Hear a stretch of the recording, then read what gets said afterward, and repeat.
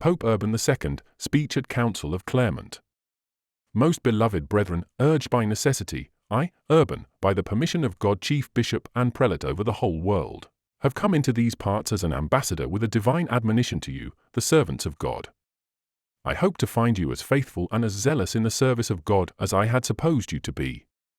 But if there is in you any deformity or crookedness contrary to God's law, with divine help I will do my best to remove it. For God has put you as stewards over His family to minister to it. Happy indeed will you be if He finds you faithful in your stewardship.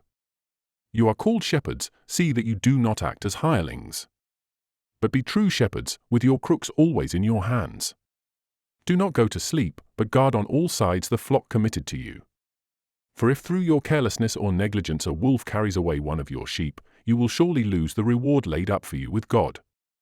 And after you have been bitterly scourged with remorse for your faults, you will be fiercely overwhelmed in hell, the abode of death.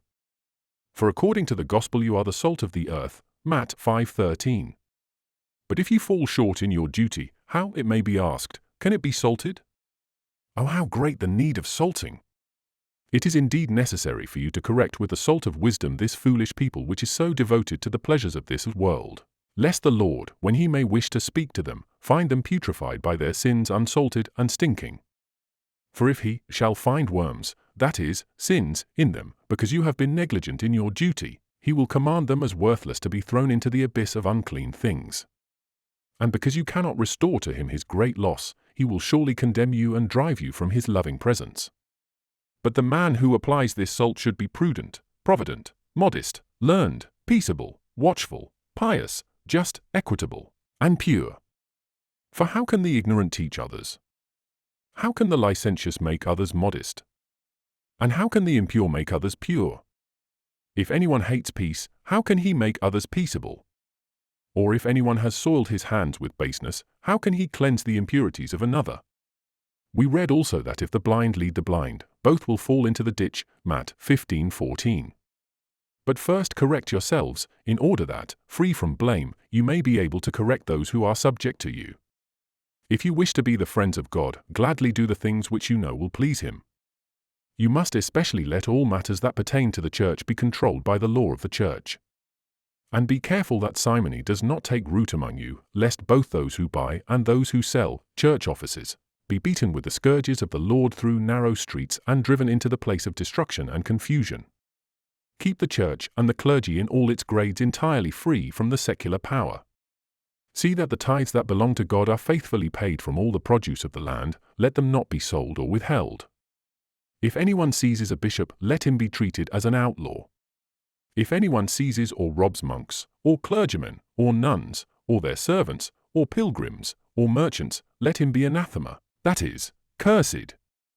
Let robbers and incendiaries and all their accomplices be expelled from the church and anathematized. If a man who does not give a part of his goods as alms is punished with the damnation of hell, how should he be punished who robs another of his goods?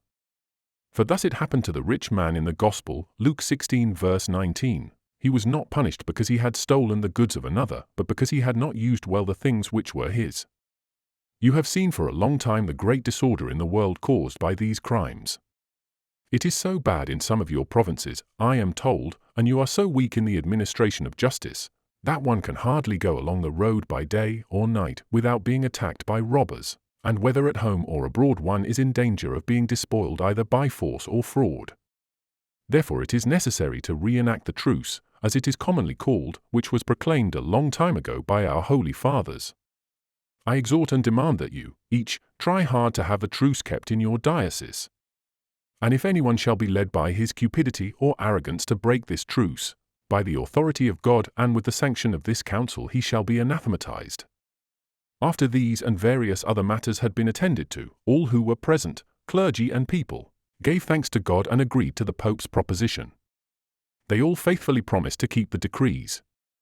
Then the Pope said that in another part of the world Christianity was suffering from a state of affairs that was worse than the one just mentioned. He continued, "Although, O sons of God, you have promised more firmly than ever to keep the peace among yourselves and to preserve the rights of the Church, there remains still an important work for you to do. Freshly quickened by the divine correction, you must apply the strength of your righteousness to another matter which concerns you as well as God. For your brethren who live in the east are in urgent need of your help, and you must hasten to give them the aid which has often been promised them.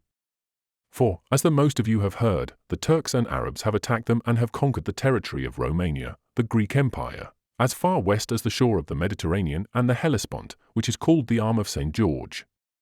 They have occupied more and more of the lands of those Christians, and have overcome them in 7 battles. They have killed and captured many, and have destroyed the churches and devastated the empire. If you permit them to continue thus for a while with impurity, the faithful of God will be much more widely attacked by them.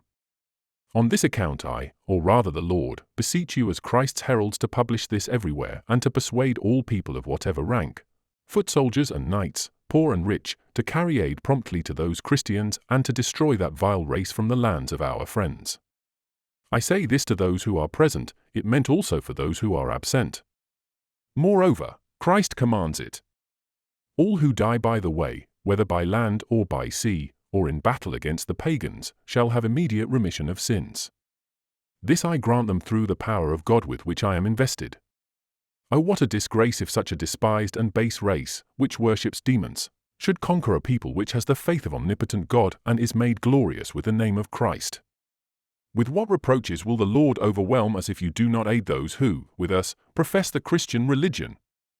Let those who have been accustomed unjustly to wage private warfare against the faithful now go against the infidels, and end with victory this war which should have been begun long ago. Let those who for a long time have been robbers now become knights. Let those who have been fighting against their brothers and relatives now fight in a proper way against the barbarians. Let those who have been serving as mercenaries for small pay now obtain the eternal reward. Let those who have been wearing themselves out in both body and soul now work for a double honor. Behold, on this side will be the sorrowful and poor, on that, the rich, on this side, the enemies of the Lord, on that, his friends. Let those who go not put off the journey, but rent their lands and collect money for their expenses. And as soon as winter is over and spring comes, let him eagerly set out on the way with God as their guide.